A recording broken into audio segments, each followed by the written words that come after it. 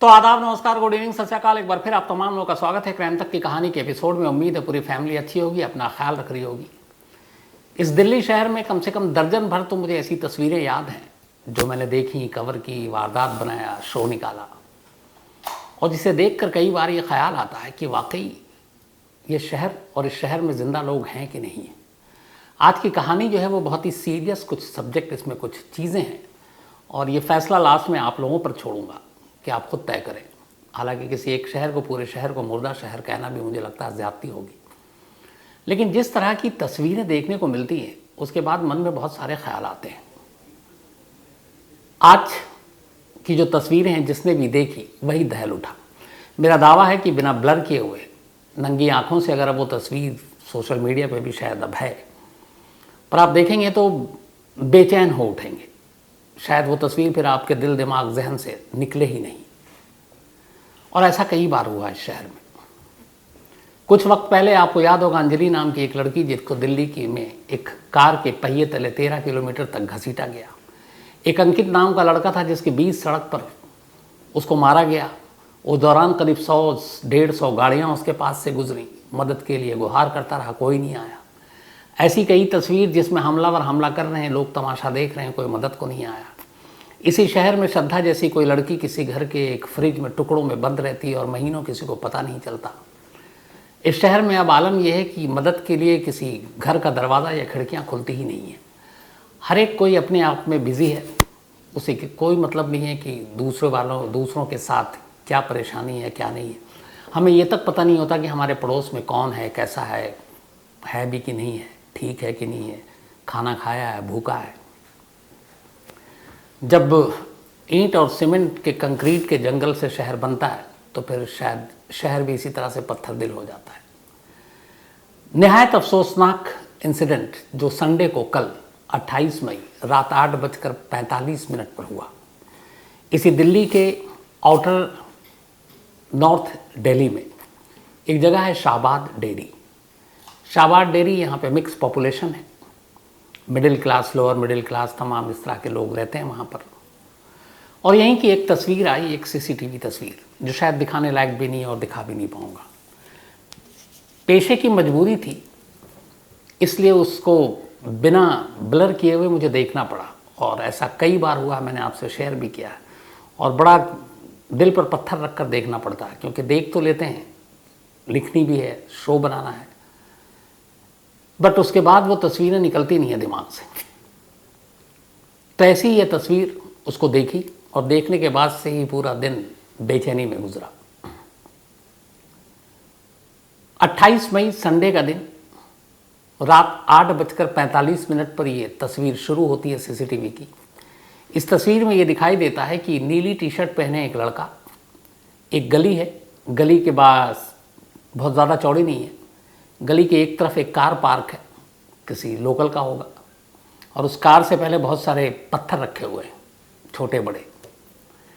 गली से लोग गुजर रहे हैं। अचानक तस्वीर में दिखता है कि एक नीली टी शर्ट पहने हुआ एक लड़का एक लड़की को एक हाथ से पकड़े हुआ और दूसरे हाथ में उसके खंजर है, चाकू है, और वो उससे लगातार बेतहाशा उस पर वार कर रहा है। लड़की उस गली की एक दीवार से खुद को बचाने की कोशिश कर रही है, आड़ लेकर उसका, लेकिन वो लगातार उस पर वार कर रहा है। रात का वक्त है, अंधेरा है, लेकिन स्ट्रीट लाइट जल रही है और ये सारी चीज़ें साफ दिखाई दे रही हैं। बीच बीच में जब वो चाकू मारता, लड़की अपने आप को बचाती, कभी गिरती, चूँकि ज़ख्म भी उसको लग रहा था, फिर वहीं से वो पत्थर उठाता, बेहद वजनी, और उस पत्थर से कभी लड़की के सीने पर, कभी सर पर, कभी चेहरे पर मारता। इस दौरान में उस गली और इस लड़के के करीब से अगर गिनती गिनूं तो कुल 17 लोग गुजरते हैं। इनमें बच्चे भी थे, औरतें भी, जवान भी, बूढ़े भी। इन 17 में से सिर्फ शुरुआत में एक लड़का हिम्मत दिखाता है। वो आता है और जब देखता है एक लड़के के हाथ में खंजर है तो वो उसके करीब जाता है उसे रोकने के लिए, लेकिन फिर वो उसे उल्टा चाकू दिखाता है। वो घबरा जाता है और वो लड़का पीछे हट जाता है। कुछ देर के लिए, कुछ पल के लिए इकलौता ये लड़का था जिसने शायद उस लड़की की जान बचाने की कोशिश की। बाकी अगर तस्वीरों में देखेंगे तो लोग इस तरीके से आ और जा रहे हैं, एक नज़रें उठाते हैं और देखते हैं कि एक के हाथ में चाकू है और वो लड़की को बेतहाशा मार रहा है। लेकिन कुछ रोकने, चीखने, शोर मचाने, बाकी को अलर्ट करने की बजाय इस तरीके से नज़रें फेरते हुए उसको एक नज़र देख कर गुजर रहे हैं जैसे ये कोई किसी की जान नहीं ली जा रही है, कोई तमाशा हो रहा है। और ये सब तमाशबीन है। इसी तस्वीर में एक जगह एक पेड़ के पीछे से दो लोग ये पूरा सीन या तमाशा कहें उसको देख रहे हैं, क्योंकि उन सब के लिए तमाशा था। धीरे धीरे करके ये लोग गुजरते हैं, वो बेतहाशा मार रहा है।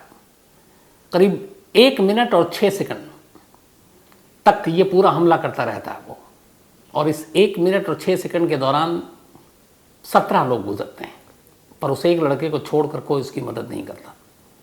इसके बाद जब उस लड़के को यकीन हो जाता है कि वो लड़की अब मर चुकी है, तो फिर वो वहाँ से निकलता है। भागता नहीं है, उसके अंदर अब भी कोई डर या खौफ नहीं है। बड़े आराम से चहलकदमी करते हुए वो सीसीटीवी के कैमरे से बाहर निकल जाता है। लेकिन शायद उसके जाने के बाद उसे एहसास होता है कि लड़की अब भी जिंदा होगी। वो वापस पलटता है, फिर उसी जगह आता है। अब भी लोग वहाँ से गुजर रहे हैं। वापस आने के बाद अब भी उसके हाथ में चाकू है। अब उस चाकू से फिर लड़की पर वार करता है। अब ये पता नहीं उस वक्त तक वो एक मुर्दा लड़की को मार रहा था या जिंदा, क्योंकि जो 1 मिनट और 6 सेकंड तक उसने जिस तरीके से वार किया, उसके बाद उम्मीद नहीं थी कि वो लड़की जिंदा भी होगी। लेकिन पलटता है, फिर उसी तरीके से चाकू और पत्थर से वार करता है। और अब उसे जब पूरी तरह से यकीन हो जाता है कि वो लड़की मर चुकी है, इसके बाद वो फिर एक बार कैमरे से निकल जाता है और इस बार भी भागता नहीं है। बहुत ही आराम से टहलते हुए, चहलकदमी करते हुए वहाँ से गुजरता है, क्योंकि शायद उसे मालूम था कि यहाँ किसी की हिम्मत नहीं है जो उसे पकड़े, क्योंकि जब उसे मारते हुए कोई रोक नहीं पाया तो भागते हुए क्या पकड़ेगा। और वो निकल जाता वहाँ से। जब वो निकल जाता है तब उन तमाशबीनों को फिर याद आता है। उन्हीं में से कोई आवाज़ देता है, बात पुलिस तक जाती है, फिर पुलिस आती है, फिर वही कहानी शुरू होती है, पूछताछ होती है। इसके बाद आगे की कवायद शुरू होती है। और 15 घंटे के बाद आज 29 मई को दोपहर उस लड़के को गिरफ्तार कर लिया जाता है बुलंदशहर से। ऐसे बहुत सारे इंसिडेंट हुए हैं जब कातिल इस तरीके से सड़क पर आता है और फिर कत्ल करता है। ऐसी एक कहानी कुकू एफएम ऑडियो बुक में है, love lust and murder auto Shankar. South का एक ऐसा सीरियल किलर जिसके ऊपर फिल्म भी बनी, साउथ का एक ऐसा सीरियल किलर जिसको लेकर एक वक्त में लोगों में इतनी दहशत थी कि रात के अंधेरे में कोई घर से नहीं निकलता था। तो ये पूरी कहानी Kuku FM audio book app पर love lust and murder auto Shankar की मौजूद है और आप इसे वहाँ सुन सकते हैं। तो कुकू एफएम देश का बेस्ट ऑडियो शो प्लेटफॉर्म है।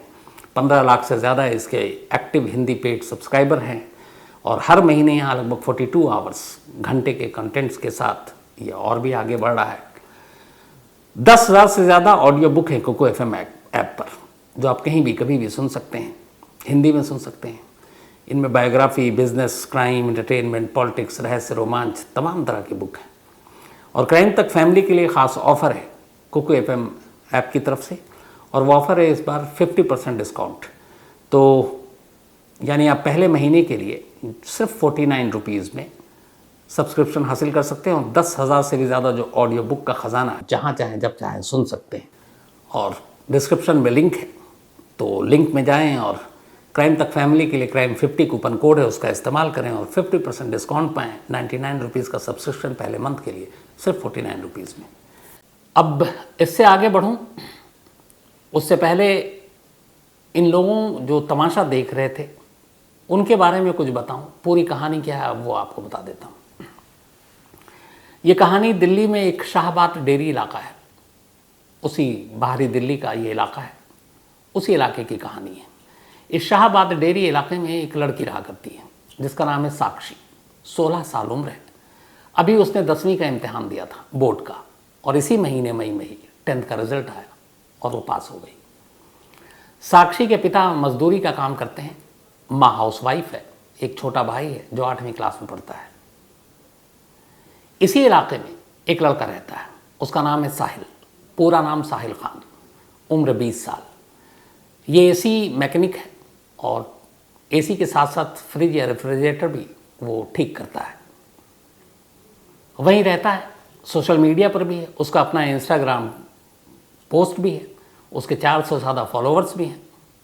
और उस इंस्टाग्राम को पोस्ट को जब देखा तो उसमें कहीं हुक्का पी रहा है, कहीं गाने गा रहा है, वो सारी हरकतें उसकी पता चल रही हैं। तो साहिल खान भी उसी इलाके में रहता, साक्षी भी उसी इलाके में रहती थी। दोनों की कहीं मुलाकात हो गई फिर दोनों ने नंबरों का एक्सचेंज किया, दोनों में बातचीत होने लगी, दोनों में प्यार हुआ। अब ये कुछ महीने की बात है। इसी दौरान में होता यह है कि साक्षी की एक दोस्त है जिसका नाम नीतू है। नीतू साक्षी की बहुत पुरानी दोस्त है।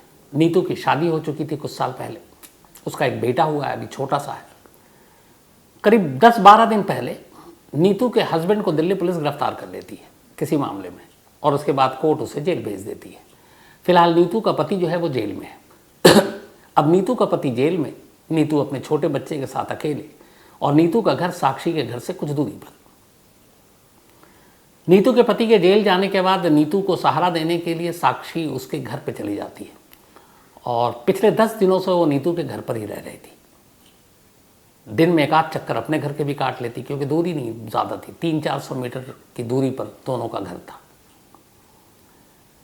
अब कल यानी 28 मई को नीतू के उसी छोटे से बेटे का बर्थडे था।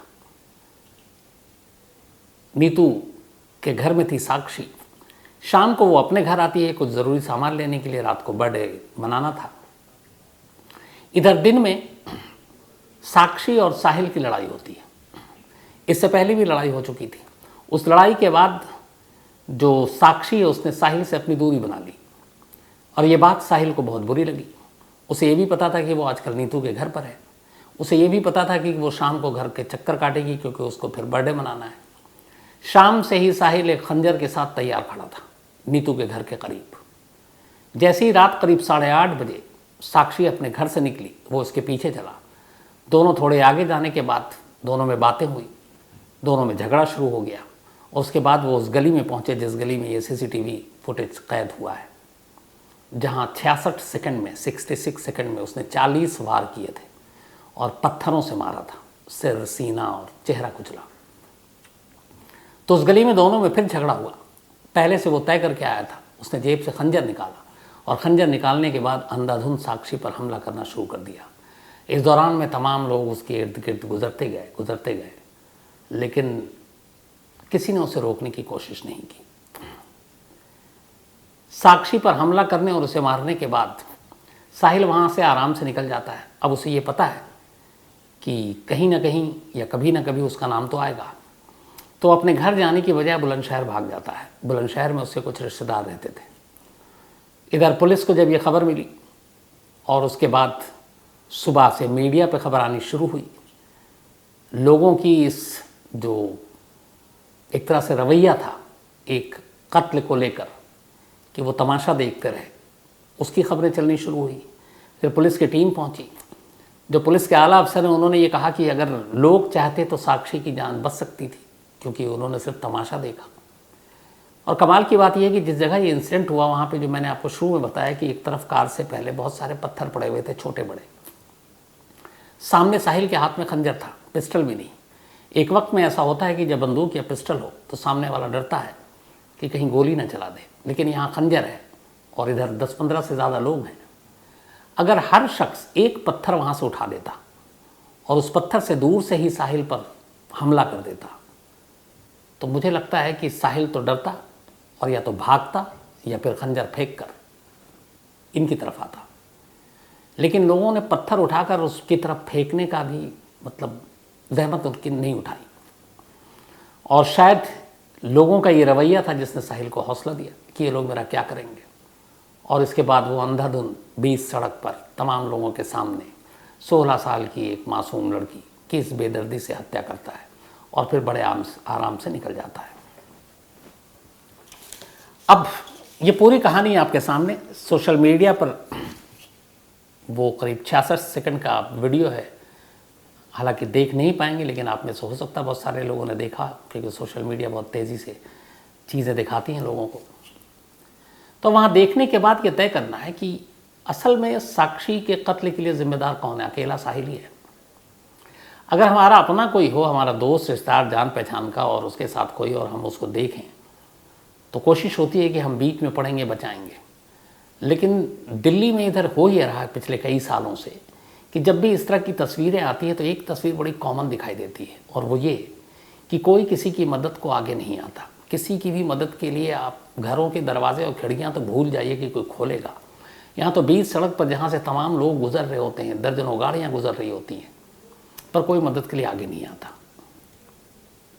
और ये ऐसा होता है, होता रहा है, ये न शायद ये आखिरी होगा, इसके आगे भी होगा, क्योंकि जब तक रवैया ऐसा रहेगा तब तक ऐसे ही होगा। रही बात पुलिस की, तो पुलिस के लिए दो चीज़ें हैं यहाँ पर। एक, ये फैक्ट है कि हर घर और हर गली में पुलिस की मौजूदगी नहीं हो सकती, ये पॉसिबल नहीं है। कुछ जिम्मेदारियां नागरिकों और शहरियों की भी है कि वो भी उठाएं, और आसपास में अगर इस तरह की चीज़ें देखते हैं तो फिर वो इसका मुकाबला करें। लोगों को अगर ख़तरा है तो और भी लोगों की भीड़ जमा की जा सकती है। हमारी दिल्ली में एक पार्किंग को लेकर जब झगड़ा होता है तो लोग पत्थर या चाकू और छुरियाँ निकाल लेते हैं, पिस्टल निकाल लेते हैं। कई कत्ल हो चुके हैं पार्किंग के झगड़े में। यहाँ कत्ल हो रहा है और सामने पत्थर, और कोई पत्थर तक उठाने को तैयार नहीं। क्यों? क्योंकि उनको लगता है अपना मामला थोड़ी है, हटाओ, कौन इस झंझट में पड़ेगा। तो जब तक ये सोच, ये रवैया रहेगी, इस तरह की अफसोसनाक तस्वीरें हम लोगों के सामने आती रहेंगी। और ये साक्षी की कहानी अकेली कहानी नहीं है। आप यही इसी कहानी में आपको बताई थी कि जब अंजलि को 13 किलोमीटर तक घसीटा गया तो उन 13 किलोमीटर में कई पिकेट्स, कई बैरिकेड्स लगे हुए थे। कुछ लोगों ने देखा, लेकिन लास्ट में जब एक शख्स ने देखा जो एक डेयरी का मालिक था, उसने पहली बार पुलिस को फ़ोन किया था कि एक कार है, उस कार के नीचे से एक बॉडी घिसटती हुई जा रही है। तो बहुत सारी चीज़ें सड़कों पर देखकर हम लोग अनदेखा कर देते हैं। इसी तरीके से हमारे घर के आसपास कोई क्राइम होता है, हम अनदेखा कर देता है। क्यों? क्योंकि हमारे ऊपर थोड़ी पड़ी है, हम पे थोड़ी आई है। लेकिन इससे एक पूरे शहर की जो तस्वीर है वो बड़ी अजीब हो जाती है, क्योंकि शहर सिर्फ ईंट, कंक्रीट और सीमेंट से बनी इमारतों का नाम नहीं है, बल्कि ज़िंदा लोग भी रहते हैं शहर में। और अफसोस की बात यह है कि साक्षी की इस मौत के लिए किसको जिम्मेदार ठहराया जाए, पता नहीं। तो ये एक बेहद अफसोसनाक कहानी दिल्ली की, और अब इसके लिए दिल्ली पुलिस ने हालांकि गिरफ्तार तो कर लिया है।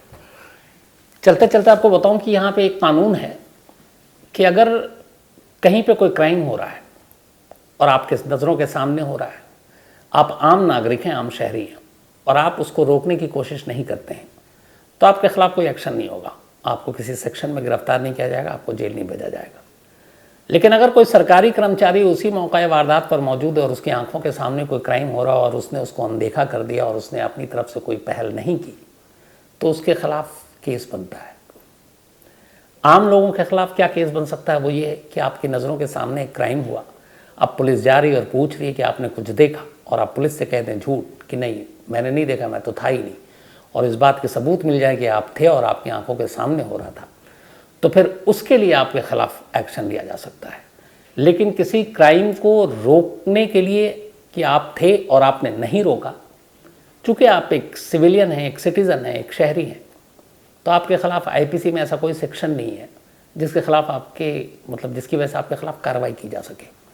अगर ऐसा होता तो हो सकता है बहुत सारे ऐसे क्राइम रुक सकते थे, क्योंकि अगर हर शहरी को अपनी जिम्मेदारी का एहसास हो और ना हो रहा हो तो कानून के ज़रिए एहसास कराया जाए तो भी बहुत सारी चीज़ें बदल सकती हैं।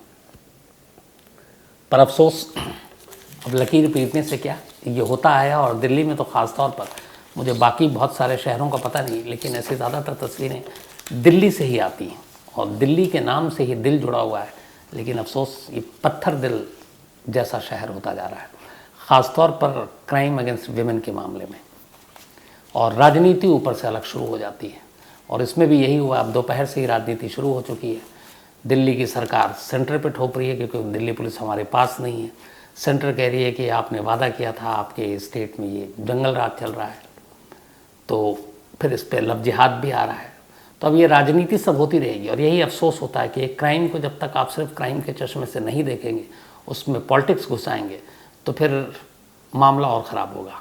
चाहे कोई भी पार्टी हो, कोई भी राजनीति हो, क्राइम और क्रिमिनल, इन दोनों को सिर्फ एक नज़रिए से देखना चाहिए कि इसने क्राइम किया और इसको सख्त से सख्त सज़ा मिलनी चाहिए।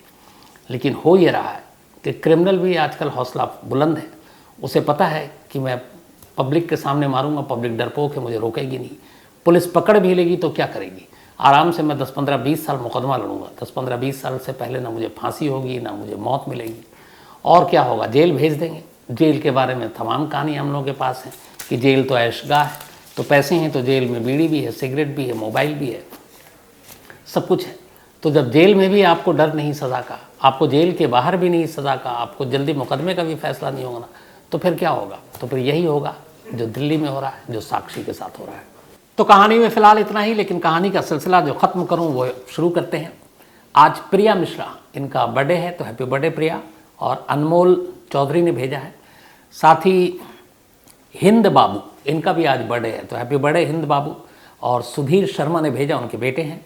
राधिका, इनका भी आज जन्मदिन है, तो हैप्पी बर्थडे राधिका। और ये चुनिया नेपाली उनकी वाइफ है, और इत्तेफाक से आज चुनिया नेपाली और राधिका जी इन दोनों की एनिवर्सरी भी है, तो आप दोनों को डबल डबल बधाई। सुप्रिया सोनी, इनका भी आज बर्थडे है, तो हैप्पी बर्थडे सुप्रिया जी।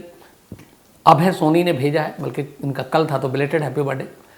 साथ ही दस्तगीर मुल्ला, इनका भी आज जन्मदिन है, तो हैप्पी बर्थडे दस्तगीर। और ये रुखसार जी के हस्बैंड हैं। साथ ही दीपिका मिंज और लॉरीश गुरुजी, इनका भी आज, इनकी एनिवर्सरी है दोनों की, आप दोनों को भी बहुत बहुत बधाई। और उत्कल प्रधान ने भेजा है। सुरेंद्र धालीवाल, इन्होंने सवाल पूछा है सैटरडे की कहानी के ऊपर कि अब वो तंदूर कहाँ है, तंदूर कांड वाला, और क्या अब भी उस पर रोटियां बनती हैं? तो बिल्कुल नहीं, वो तंदूर तो उस वक्त पुलिस अपने साथ ले गई थी, और रोटियां इसलिए नहीं बनेंगी कि जिस बगिया रेस्तरां में ये कांड हुआ था, वो बगिया रेस्तरां उसी वक्त बंद हो गया था। और अब उस जगह पर जहाँ ये पहले तंदूर और बगिया रेस्तरां हुआ करता था, अब एक 5 सितारा होटल है, शैंग्रीला। कनॉट प्लेस में अगर आप गुजरेंगे तो दिखाई दे जाएगा। इसके अलावा मंजेश चौरसिया हैं।